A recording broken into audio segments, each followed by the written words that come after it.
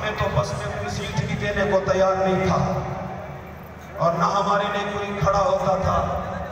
लेकिन ये दिलों के सच्चे आशिक ये जब आते हैं तो फिर हजारों आशिकान रसूल उनका इस्तकबाल करते हैं। वजह सिर्फ तुम हो बाबा जी, वजह कोई और नहीं है। किसी को इज्जत मिली या किसी के पास पैसा या बड़ी अमीरी आई, उसे समझ लेना ये पहले भी तेरे पास था, मगर पहले दुनिया तेरे लिए नहीं उठती थी। एक ही मर्द कलंदर है जो मस्जिद रहमतुल्लिल आलमीन ये जवान है, यहाँ पर तशरीफ फरमा है।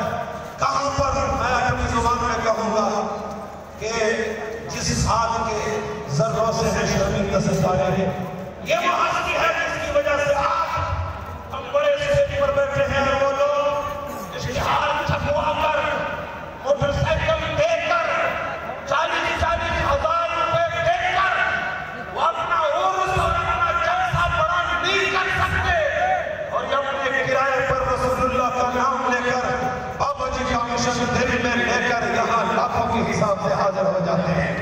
इसलिए आखिरी बात कहूँगा, बाबा रहमान कहता है तुमरा नून का आशक़ और मांगे मंगला चज़यार हम के रिश्क कलंदर सो। बाबा रहमान कहता है उतनी देर तक सुनो आशिक़ रसूल नहीं जाना जितनी देर तक वो